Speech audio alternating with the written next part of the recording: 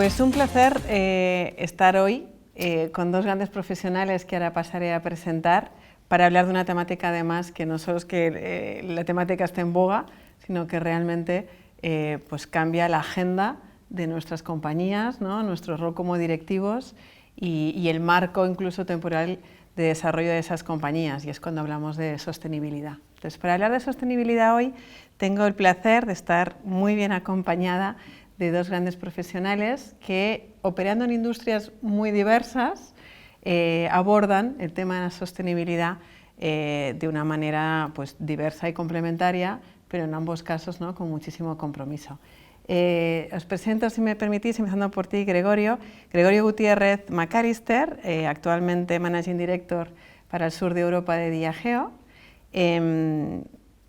recién aterrizado casi, ¿no?, en España, porque apareciste en noviembre del 21, pero con una carrera larga en Diageo en multitud de mercados, ¿no?, en Brasil, en Venezuela, en Paraguay, en Uruguay, en Colombia, ¿no?, que es tu origen, desde el 2006, o sea, que años en la compañía.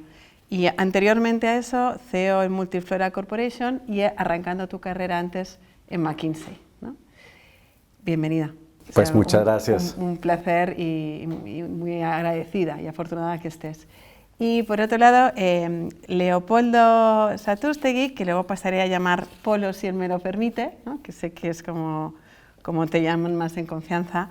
Leopoldo lleva 28 años en Hyundai, es uno de los casos, yo me alineo mucho contigo porque es mi caso también en esta compañía, ¿no?, que hemos tenido la fortuna de cambiar de posición dentro de la compañía muchas veces, ¿no?, en áreas de ventas, de relación institucional, en marketing, en la dirección, lo que te permite, sin duda, luego nos lo cuentas, tener una visión muy amplia de negocio, ¿no?, del negocio que ahora lideras desde hace unos cuantos años como CEO de Hyundai Motor en España y cosechando, ¿no?, desde ese liderazgo pues grandes éxitos en años donde la industria de la automoción ha pasado por etapas muy convulsas y que sin lugar a dudas vosotros, Hyundai está obteniendo, vamos a decir, no solo buenos resultados, sino resultados mejores, ¿no?, que vuestra competencia en la industria. Así que sin más, tenemos la suerte de hablar de una temática que sé que nos apasiona muchísimo a los tres, ¿no?, y a las compañías que representamos, que es de sostenibilidad. Y yo, antes de lanzaros la primera pregunta, me gustaría, si os parece, que definiéramos cada uno de nosotros qué entendemos por sostenibilidad, ¿no?, porque eso también es algo que ha sufrido una evolución en la interpretación de lo que implica dentro de las compañías los términos de sostenibilidad, ¿no? ¿Qué entendemos, qué entendéis en vuestras empresas por sostenibilidad? Bueno, nosotros que nos dedicamos a fabricar y vender automóviles, pues al final es un tema de sostenibilidad ligada a la descarbonización, ¿no? Transformar el vehículo, de un vehículo de combustión que emite gases, a un vehículo eléctrico que no emite absolutamente nada, ¿no? Eso es lo que nosotros podemos aportar a la sostenibilidad, ¿no?, la reducción de emisiones. Sí, en el caso de Diageo, que es la empresa líder de bebidas espirituosas en el mundo, operamos en 184 países. Sostenibilidad lo vemos tal vez de una manera muy holística, sostenibilidad de la industria como un todo. Entonces, para nosotros es muy importante el tema de aprender a beber y de beber bien, de consumo responsable. También toda la agenda de diversidad e inclusión, desde todos los ámbitos, y también todos los temas ambientales. Entonces, claro, cuando hablamos de sostenibilidad, normalmente vamos hacia los temas, nosotros los llamamos desde el grano hasta la botella, pero lo definimos internamente de una manera más amplia. Total. Edgar, nosotros, luego si me permitís, también en algunas preguntas os daré, bueno, nuestro punto de vista como compañía, ¿no?, mi punto de vista personal. Pero sabéis que nosotros abanderamos un estudio hace muchísimos años, que es el estudio Meaningful Brands, ¿no?, que mide la relevancia de las compañías, más que de las marcas, para las personas.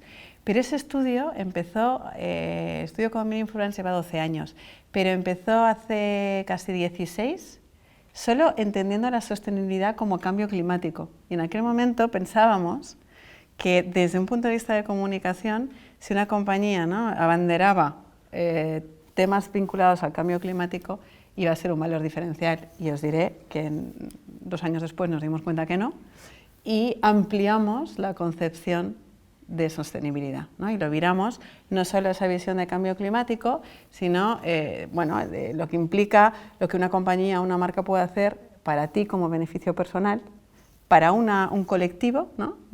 Para la sociedad en general y por supuestísimo la parte del cambio climático, ¿no? Y esa evolución yo creo que es la que tiene lógica. De sostenibilidad, sea, ¿no?, en cualquiera de sus vertientes, llevamos años hablando, ¿no? Pero los expertos dicen que esta década, la que ahora iniciamos, es la década de la acción en sostenibilidad, ¿no? Y que las empresas juegan un rol fundamental para que realmente sea la década de la acción, ¿no? ¿Qué pensáis? ¿Qué pensáis ahí, Gregorio? Sí, yo estoy totalmente de acuerdo. Yo creo que esta década es crítica. Yo creo que cada vez más nos suscribimos al approach científico, al abordaje científico sobre el cambio climático.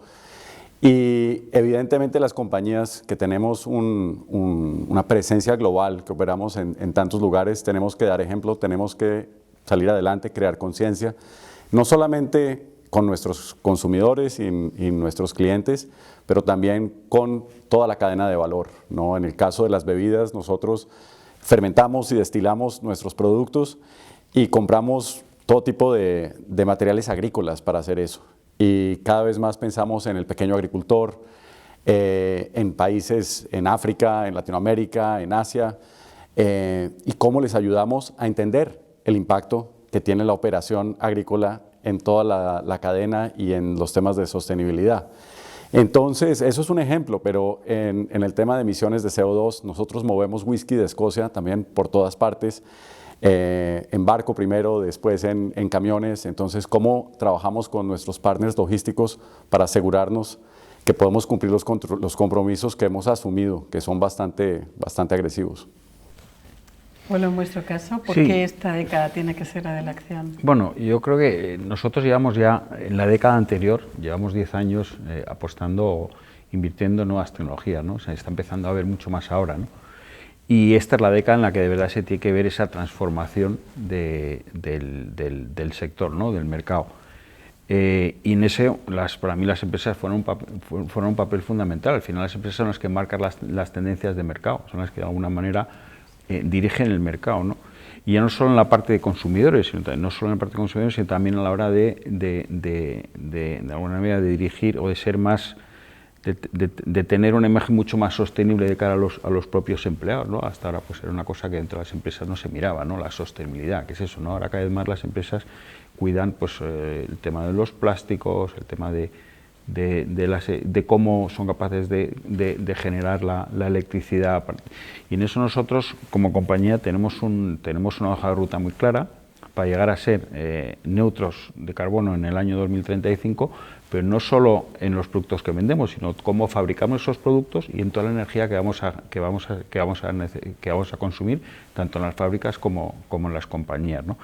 Y en el sector del automóvil, o sea, al final nosotros es importante en los coches que fabriquemos, que tienen que ser coches eléctricos, mucho más sostenibles, y es importante que en esta década, o sea, todos de alguna manera, o sea, el compromiso de todos, porque, o sea, nosotros podemos hacer coches, pero necesitamos clientes que los compren, que tengan que hacer un esfuerzo para pagar una tecnología que es más cara, y a la hora de hacer ese esfuerzo tiene que tener un cierto compromiso con la sostenibilidad, ¿no?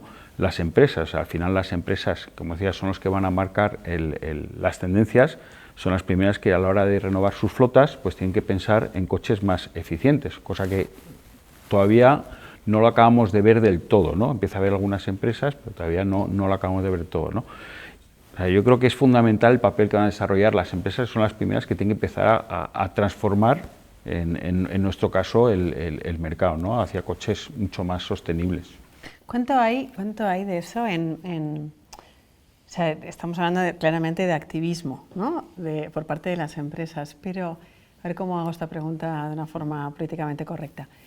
¿Cuánto hay, bajo vuestro punto de vista, en general, porque no vuestras compañías, que claramente sois ejemplo,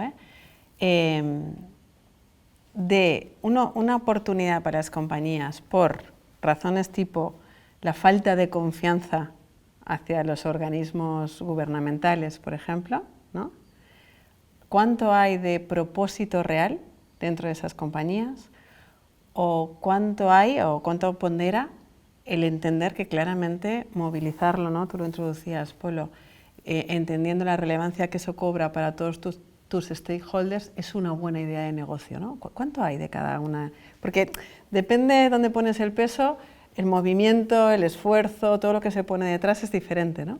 Sí, yo creo que para nosotros es difícil hablar por otras empresas y cómo lo hacen, pero si uno mira los consumidores y cuáles son las expectativas del consumidor y las nuevas generaciones especialmente, van a exigir de las compañías, de las marcas, ciertos comportamientos, y creo que en el caso de sostenibilidad, pero también en diversidad e inclusión, en otros temas, un poco de ese activismo que tú mencionabas. Entonces, más les vale a las empresas que sea genuino y verdadero, porque hoy en día con todos los social media, si no eres auténtico, te lo cobran y te lo cobran muy rápido, ¿no?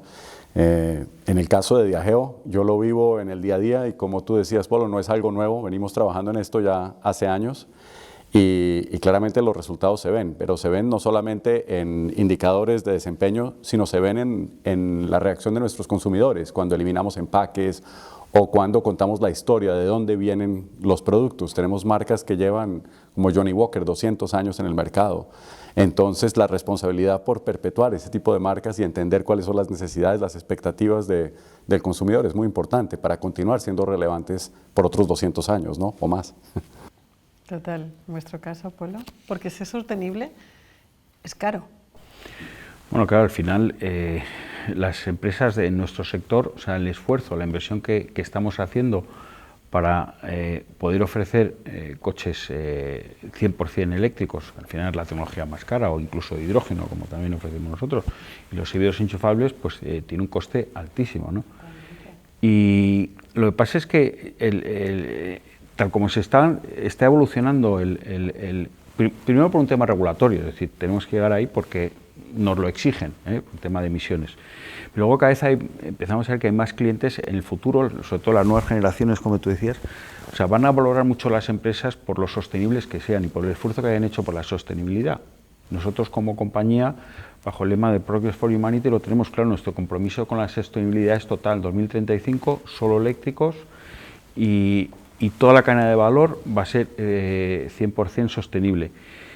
Y si el que no lo haga se va a quedar un poco fuera del mercado, porque los clientes, primero, el mercado va hacia ahí, aunque va despacio y va a ir despacio, y luego que las nuevas generaciones van a valorar mucho las empresas en función del esfuerzo que hagan en sostenibilidad o no.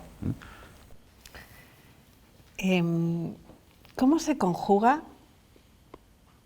Eso es algo que también yo me planteo en la compañía, pero cuando hablas de temas como este, ¿cómo se conjuga el corto, el medio y el largo plazo?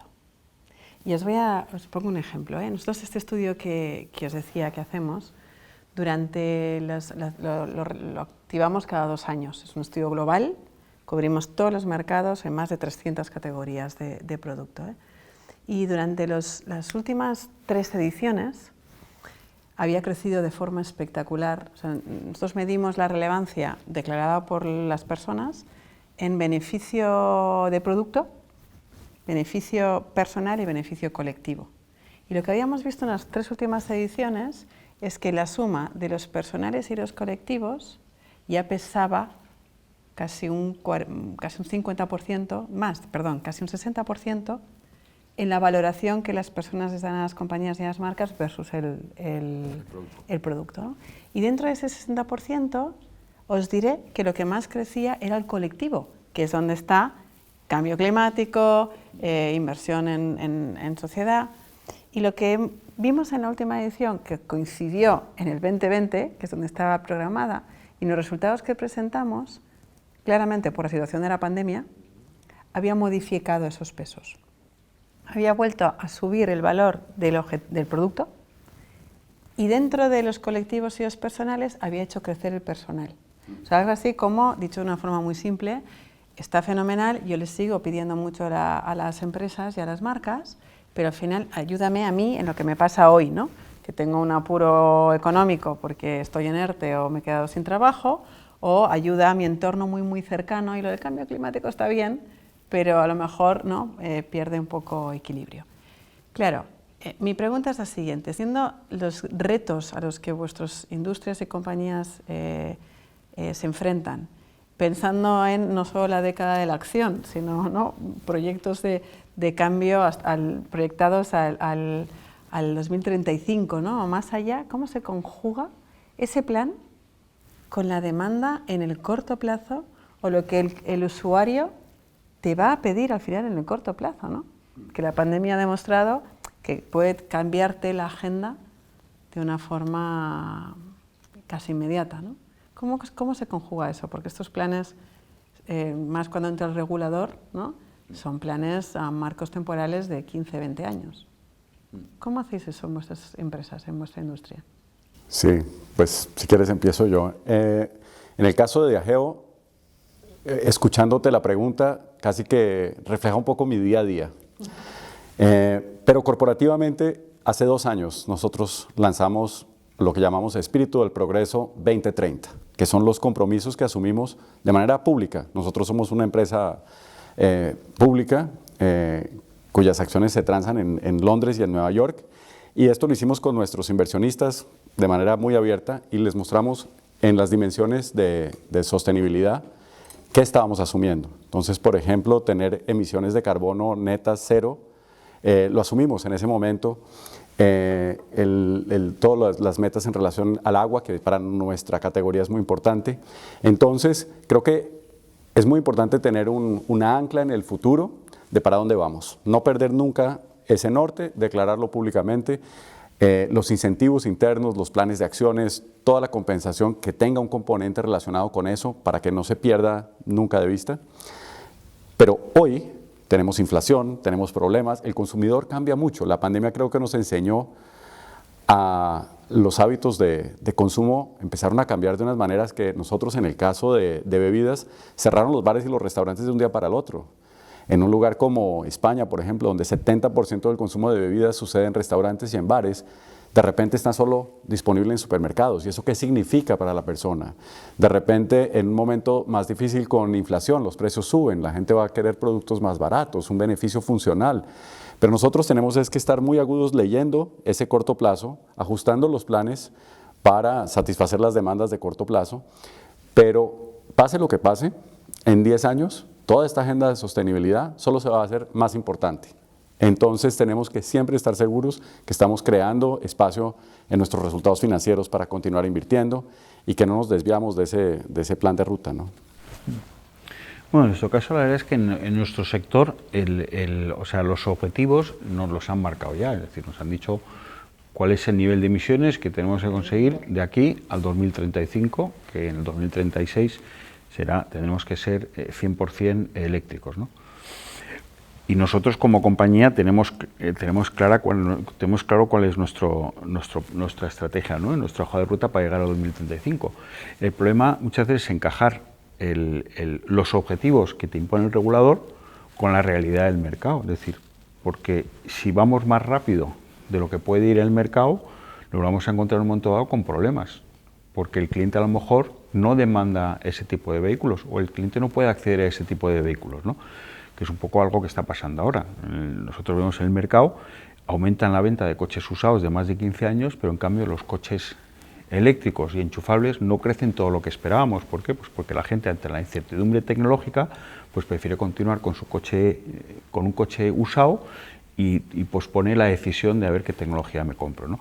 Entonces, ahí tenemos un riesgo, es decir, si seguimos a pie de la letra, que no tenemos más remedio que hacerlo, porque además hay unas multas detrás, la hoja de ruta nos podemos encontrar con que no encajemos con la demanda del mercado, porque el cliente a lo mejor no puede dar el paso de comprarse un eléctrico porque no tenemos la red de infraestructura suficiente o porque el precio es superior a lo que está acostumbrado o porque simplemente pues no hay la capacidad de generar energía suficiente para que todos los coches se puedan cargar a la vez, ¿no? que es una de las cosas que también se habla, ¿no?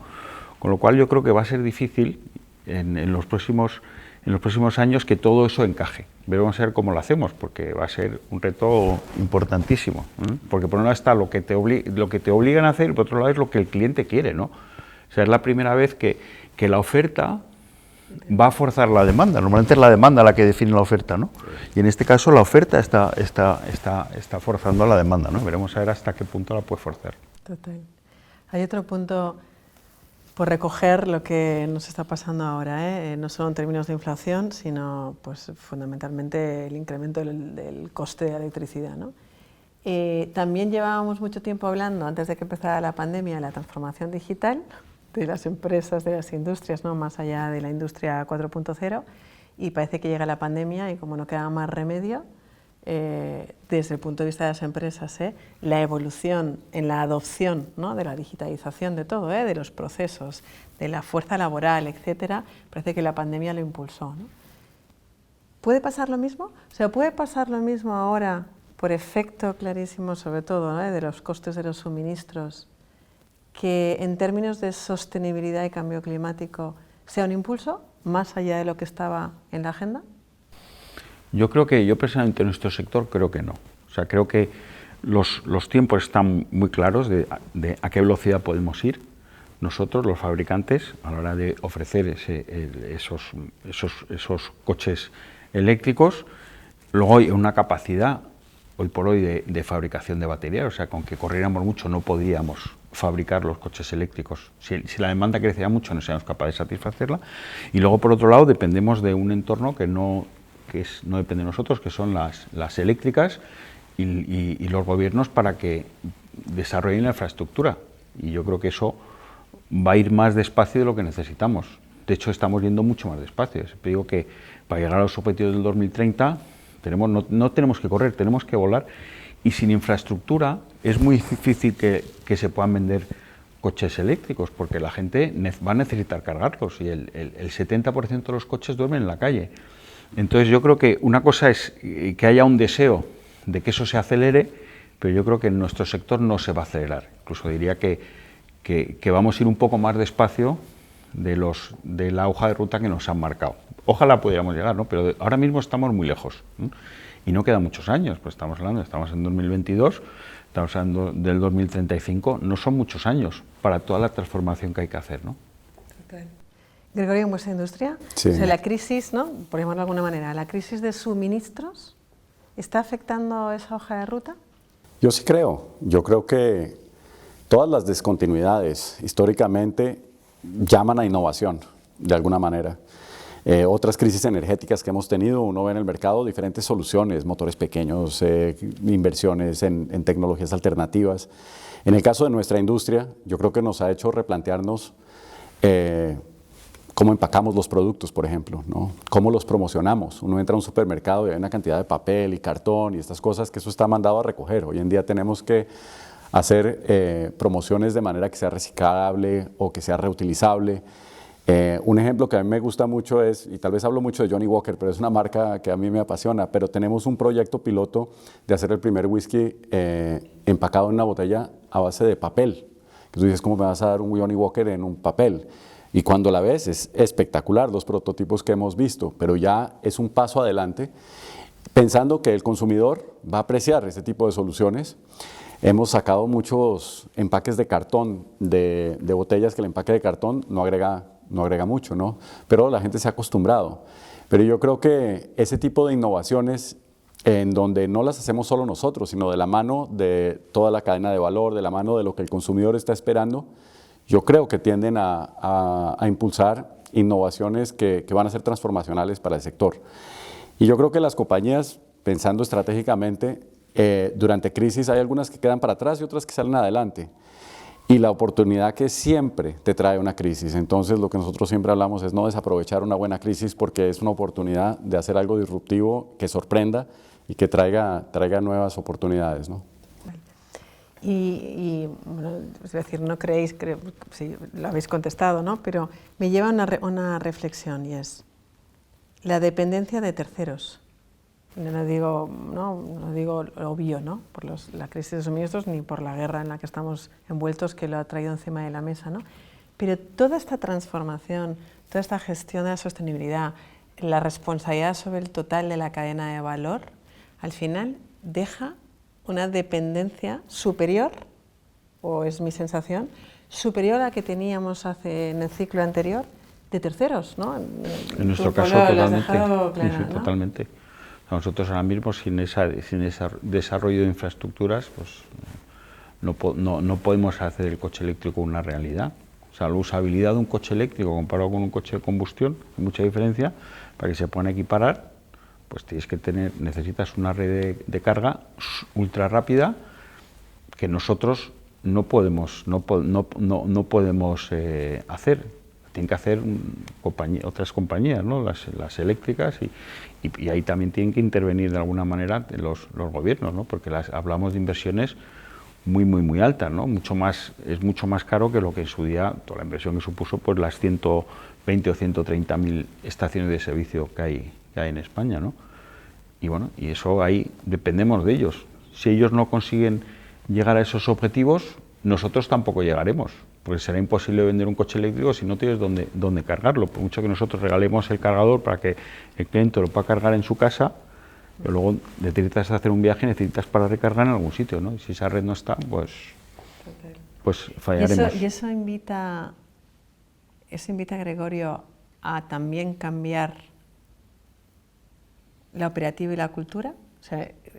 O sea, saber que tu negocio depende cada vez más, no solo de lo que tú haces o tu propio sector hace, sino de lo que está pasando en toda una cadena de valor de la que antes, ¿no?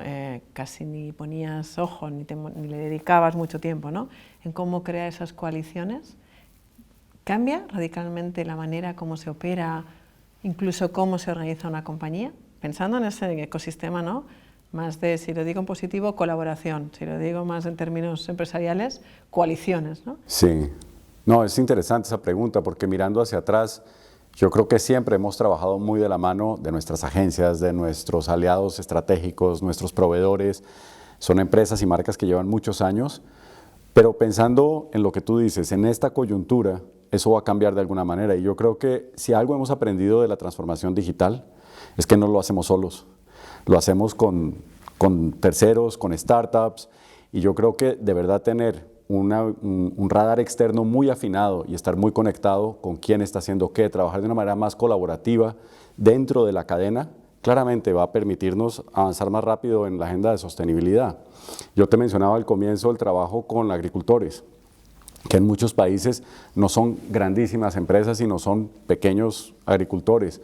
¿Cómo les ayudamos en ese proceso? A que el impacto que ellos tienen sobre la tierra, sobre el tratamiento de las tierras, la renovación de las tierras, sea hecho de la manera adecuada. Es un trabajo bastante complejo, pero creo que hoy en día las compañías ya lo están abrazando como parte de su negocio principal, ¿no? Y yo creo que la atracción de talento también. Yo creo que si queremos traer el mejor talento para nuestras empresas, tenemos que estar trabajando de esa manera, ¿no? Total, fijaros, yo, si me permitís, os hago un símil con lo que hacemos nosotros, ¿no? Con nuestro negocio, una agencia de medios. Porque es cierto que yo lo llevo a, te diría, casi un concepto que ya ni siquiera es colaboración, es corresponsabilidad, ¿no? Desde nuestro punto de vista, por ejemplo, con los medios. O sea, ¿no? Antes de empezar aquí hablábamos de los sectores que han sufrido una alta disrupción y estábamos todos de acuerdo que el de los medios de comunicación es uno de ellos, ¿no? En este caso por la digitalización. Pero, por ejemplo, desde las agencias de medios, ¿no? La compañía que yo represento, al final entendíamos que nuestro cliente, por supuesto, son las marcas y las compañías, y los medios es el producto o el valor que nosotros ofrecemos para activar comunicación, ¿no? Y mirábamos, o sea, bajo una responsabilidad clarísima de entender su transformación, pero solo de entenderla, por el valor que aportábamos. Pero ya llevamos unos años, o por lo menos así lo vemos, con un objetivo clarísimo de corresponsabilidad, ¿no? De la digitalización, claro que cambia el entorno de los medios, pero es nuestra responsabilidad que los medios perduren en el tiempo, y no por un tema de comunicación con las marcas, por el rol que los medios juegan para la sociedad, por el valor que cada uno de los medios y las cabeceras dan en entretenimiento, en información, en utilidad, ahora, ¿no? Cuando se utilizan las plataformas y los medios para hacer transacciones comerciales, y entender que que no es un tema de que yo colabore mucho con el medio en pro de las marcas y la comunicación, sino que tengo la responsabilidad de que esos negocios sean negocios rentables, sean negocios saludables, ¿no? Ahora, por ejemplo, nosotros tenemos claramente una responsabilidad en términos de sostenibilidad, cambio climático. Nosotros tenemos un compromiso como compañía altísimo en eliminación también de huella de carbono. Estamos midiendo el impacto que nuestras campañas, cuando compramos medios, generan en ese sentido, ¿no? Pero claro, la responsabilidad es ayudar al medio a que eso se pueda traccionar así, ¿no? O sea, creo que es un concepto, ¿no?, que evoluciona, ¿no?, de las coaliciones a la colaboración, a la corresponsabilidad por el bien de nuestras industrias, ¿no? Bueno, perdonadme que he hecho ahí el símil. No, pero es un poco lo que tú decías negocio. De cuál es el papel de las empresas en esta jornada de sostenibilidad. Creo que lo acabas de describir, ¿no? Sí, sí, total.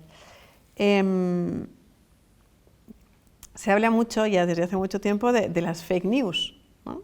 Pero claro, lo hablábamos al principio, ¿cuánto de lo que hacemos en términos de sostenibilidad tiene que ser real, ¿no? O sea, se habla de fake news y acabaremos hablando también, ya se empieza a hablar de hecho, de fake companies, ¿no? O incluso de fake CEOs, ¿no? Dios no lo quiera.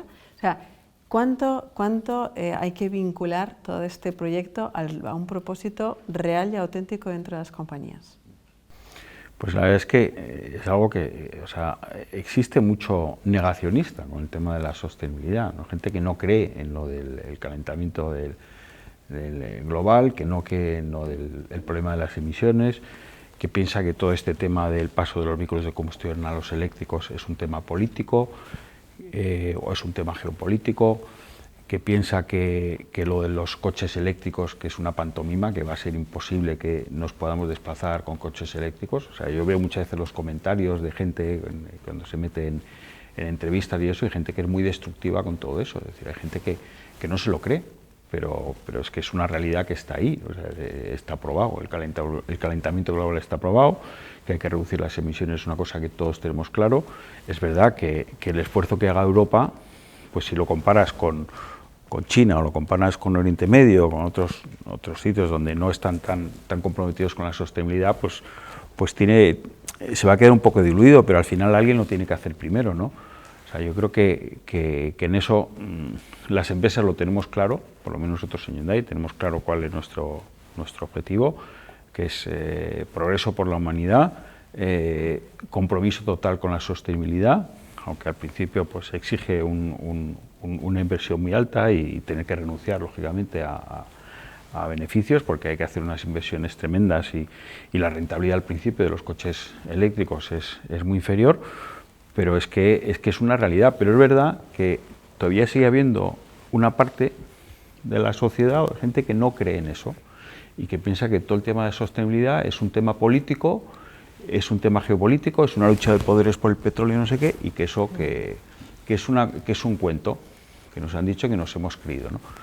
Yo creo que desde luego nosotros como compañía lo tenemos claro. Además nosotros fabricamos coches y vendemos coches, o sea, fabricamos coches que es algo que emite CO2, ¿no? ¿En vuestro caso? Sí, no, yo tal vez comentaba al inicio que yo creo que las marcas tienen una voz, y tienen una voz importante, y la reputación de una marca pues es tal vez el activo más importante que tiene cualquier compañía. Entonces cuando tú hablas de fake news, de fake companies, de fake brands, de todo esto, creo que el consumidor se lo pilla y lo cobra, ¿no? Hoy en día las marcas son prácticamente activistas, ¿no? Y el consumidor espera que la marca diga en qué cree, que patrocina, con quién se asocia, y la información viaja más rápido que nunca. Entonces el compromiso tiene que ser genuino, si no, tarde o temprano lo pagas, ¿no? Y las compañías yo creo que han aprendido de sus propios errores, de los errores de otras compañías, y hoy en día yo creo que los compromisos que asumimos públicamente son muy serios, ¿no? Pues voy a fijar una cosa que nos pasó durante la pandemia, porque siento que eso es así. Cuando empezó la pandemia se dio la casuística que mayor consumo de medios, de algunos medios, claro, exterior no, que tuvo que paralizarse, ¿no? Pero consumo en televisión se incrementó de forma espectacular, consumo de la audiencia en prensa se incrementó, la audiencia de radio también, internet por supuestísimo, las plataformas. O sea, era un momento de oportunidad. O sea, audiencia cautiva en casa, incrementos de consumo y en cambio una falta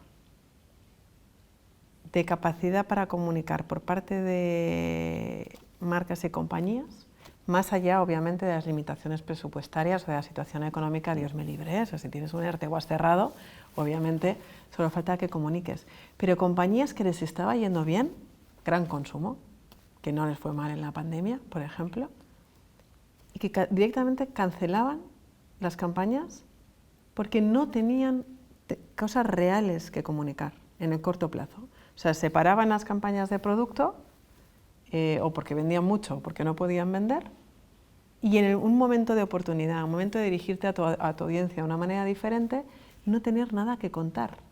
Por contra, ¿quién sacó o aprovechó la oportunidad? Aquellas compañías que tenían un propósito perfectamente bien definido, creíble, fácilmente contrastable, ¿no?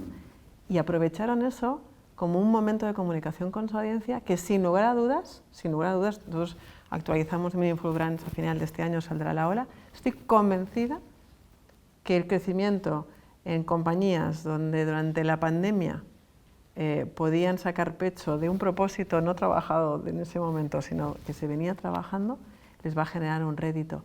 Pero de verdad que fue increíble por nuestro caso, un aprendizaje clarísimo y intentar colaborar con las marcas de otra manera, que cuando decías, no, si yo puedo comunicar, pero es que no sé qué comunicar, ¿no? Dices, bueno, pues ahí los deberes se tienen que tener hechos, ¿no? Antes de que llegue la pandemia o llegue la situación económica que tenemos ahora, ¿no? Sí, nosotros lo que vimos en eso es que las marcas que estaban muy bien establecidas, que habían invertido consistentemente por muchos años, que tenían una salud importante, que estaban en la cabeza y en el corazón de los consumidores, en un momento de tanta inseguridad, de tanta angustia, de tanta cosa nueva, el consumidor gravita hacia esas marcas. El tema de experimentar y voy a tratar todo lo nuevo, empieza, no, déjame lo que yo conozco, que me gusta, que es casi que psicológicamente me da tranquilidad, ¿no? Claro. Que son un poco esas marcas que fueron más resilientes y que se beneficiaron. Y la comunicación en un momento tan duro es un tema delicado, ¿no? Porque quieres pasar un mensaje de optimismo, pero al comienzo de la pandemia no sabíamos si iba a durar 6 meses, 1 año, 2 años, toca ir calibrando eso. Pero yo estoy de acuerdo contigo, hay que acompañar al consumidor durante toda esa jornada.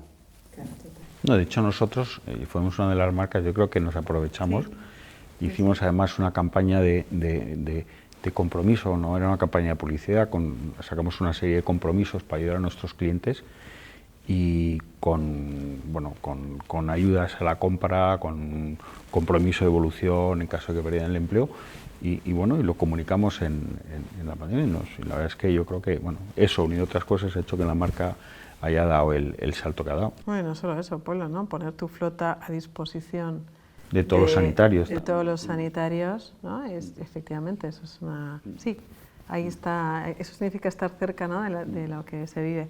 Pues cojo ahí para lanzaros la última pregunta, que es exactamente eso, es practicar con el ejemplo, ¿no? Cuando en nuestras hojas de ruta como compañía y como directivos que somos, pues tenemos un plan vinculado a sostenibilidad, en verdad, y ahora casi pienso, os diré más, en nuestras audiencias, incluyendo empleados, por supuesto accionistas y el consumidor final, ¿no? Lo importante que es practicar con el ejemplo, o sea, lo importante es hacer cosas que realmente estén alineadas con eso, ¿no? Y ahí, pues lo empiezo por ti, tenéis cantidad de cosas, en algunas afortunadamente hemos podido participar nosotros como grupo, ¿no? Se me ocurrirían muchas, el ecoparking, el proyecto Vive, que me encanta, ¿no? El car sharing car sharing rural, sí. Car sharing rural, ¿no? Vinculado a la España... A la España vaciada. Los pueblos que necesitan movilidad y que pues están sufriendo mucho, que se están quedando con poblaciones muy pequeñas y nosotros estamos ahí pues ayudando para que tengan un vehículo con el que se puedan desplazar a otros pueblos. Luego también otra cosa que hemos lanzado es un modelo de suscripción para clientes que a lo mejor lo que necesitan es un coche durante periodos cortos de tiempo, desde 3 meses hasta 24 meses, que es una suscripción que no compromete a nada y que está todo incluido.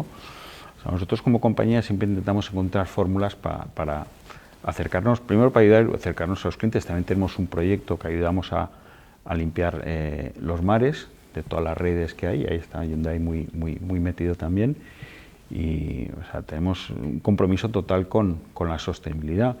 Y nosotros como compañía al final somos los que tenemos que dar ejemplo. O sea, si pretendemos que nuestros clientes el día de mañana compren coches eléctricos, pues nosotros somos los que tenemos que demostrar que estamos apostando por los coches eléctricos, ¿no? De hecho, el último modelo que hemos lanzado, el Ioniq 5, ha sido elegido como el coche del año en el mundo por diseño y sobre todo por tecnología de eléctrica, ¿no? Y podemos presumir que tenemos hoy por hoy uno de los mejores eléctricos, ¿no? Pues es un poco el ejemplo que tenemos que dar. Yo, por ejemplo, llevo 3 años con un coche eléctrico. A mí que me gustan, yo siempre he tenido coches muy potentes, pero desde hace 3 años me muevo con un coche eléctrico, ¿no? Con las ventajas y muchas veces con los inconvenientes que pueda tener en un viaje, tienes que andar buscando el cargador y tal, ¿no? En nuestra flota de coches de compañía cada vez tenemos más eléctricos y enchufables. Al final tienes que lidiar con el ejemplo, ¿no? Y tienes que dar ejemplo, y nosotros en Hyundai lo tenemos claro, ese es nuestro objetivo. Total. Gregorio, vosotros tenéis, no lo conozco en detalle, me encantaría, de hecho, ya nos lo cuentas, pero me encantaría conocerlo más. ¿Se llama Spirit of Progress? Sí, Spirit of Progress es parte de la ambición que nuestro CEO declaró hace algunos años. Nosotros tenemos seis iniciativas que llamamos Must Do's, que son las que se tienen que hacer sí o sí. Y 3 de ellas tienen que ver directamente con sostenibilidad de manera amplia. Lo que yo hablaba de consumir bebidas alcohólicas de mejor manera, todo el capítulo de diversidad e inclusión, y a mí me gusta mucho, en inglés lo llamamos Grain to Glass Sustainability, y es desde el grano hasta la botella. No es solamente el producto per se, sino es trabajar con toda la cadena de abastecimiento, de proveedores. Y en eso, un ejemplo que a mí me gusta mucho, porque cuando miramos hoy en día el tema de la inflación y la energía, el vidrio se ha vuelto cada vez más costoso. Producir vidrio es altamente exigente en energía eléctrica o en otras fuentes de energía, y tenemos un experimento con un productor de vidrio para una marca de whisky que se llama Black & White, en donde hemos logrado tener 90% de la energía que consumen los hornos para hacer las botellas ya con energía renovable. Yo creo que cuando hablábamos sobre innovación, estar siempre en el límite de esa transformación, de esa disrupción es crítico. Entonces, Spirit of Progress lo que ha hecho para nosotros, el espíritu del progreso 2030, es hacer con que la agenda de sostenibilidad no sea un proyecto o no sea de un área, sino que sea de toda la compañía. Hoy en día, cuando un vendedor está pensando en una visita, está pensando, hombre, los materiales que hay en este punto de venta son reciclables. Si estamos haciendo una campaña con el equipo de marketing, no solamente que los materiales sean reciclables, pero también que el mensaje de sostenibilidad para el consumidor final, que cada vez le interesa más, sea claro y que te diferencie de la marca, ¿no? Al fin y al cabo, para nosotros, el rol es de dar ejemplo, de mantener la conversación muy presente, y también de, cuando las cosas no están yendo como queremos, de sonar la campana y llamar la atención, ¿no? Total. ¿Cuántos pesa? Y con esto ya acabo, porque esta última también es por cuánto ocupa en concreto con mi equipo esta conversación. ¿Cuántos pesa todo lo que estáis haciendo, que es muchísimo, en los empleados? En el orgullo de pertenencia, en la satisfacción, en la involucración del empleado, ¿no? Esa parte de salario, no sé cómo llamarle, ¿no? El salario el que no es el económico, ¿no? La motivación trascendental de los empleados. ¿Qué valor le dais ahí? Pues en el caso nuestro es muy alto. Diageo es una empresa que trabaja con propósito. Nuestro propósito es celebrar la vida todos los días, en todas partes. Por eso el nombre Diageo, todos los días, en todas las geografías.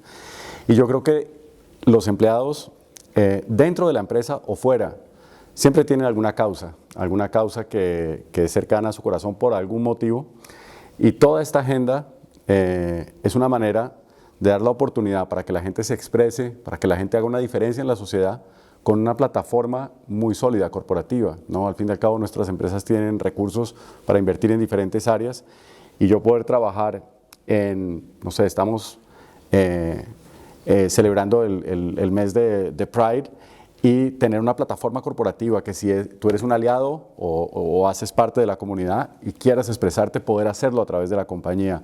O que si tu pasión es temas medioambientales, que tengas proyectos donde puedes hacer una diferencia directamente.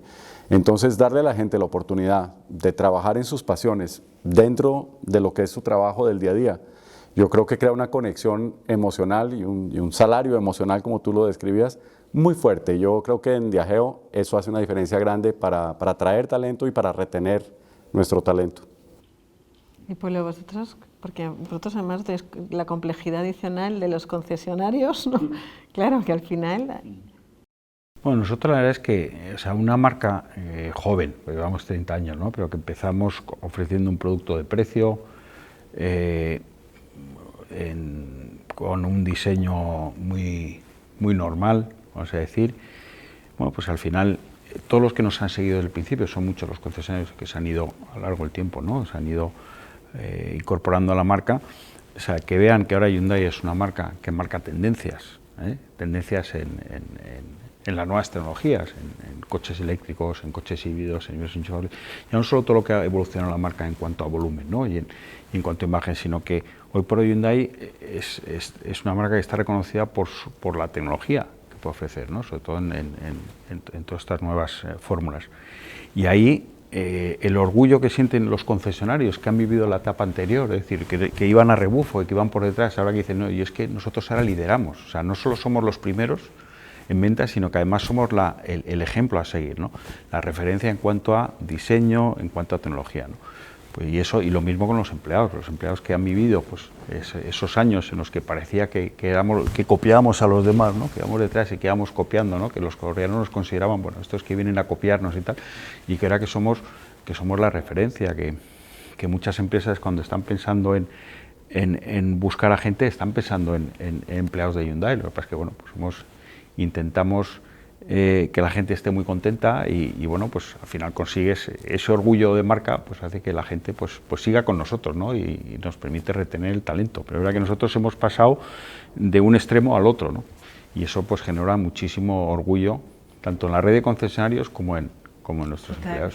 Nosotros, nosotros, fijaros, también empezamos con nuestro plan de RSC, por llamarlo de alguna manera, se llama Planta 7. Este edificio tiene 6 plantas físicas reales. La séptima es una planta virtual y le llamamos Planta 7. Y es el espacio donde el 7% de nuestros profesionales le pueden dedicar el 7% de su tiempo a contribuir desde lo que sabemos hacer, que es comunicación, al desarrollo de o startups o pymes o algún colectivo que esté, un colectivo desfavorecido, ¿no? Eso por un lado. Pero es increíble, los 3 últimos años, os diré que a mí a veces me sabe mal, pero tengo que decir que no a iniciativas que entran. O sea, antes cuando queríamos hacer una iniciativa muy social, ¿no? O de colaborar pues, en la campaña de Navidad o en cualquier Navidad, había que buscarla. Ahora me sabe mal, porque la actividad de los empleados es poner encima de la mesa opciones continuamente de colaboración con colectivos de todo tipo, ¿no?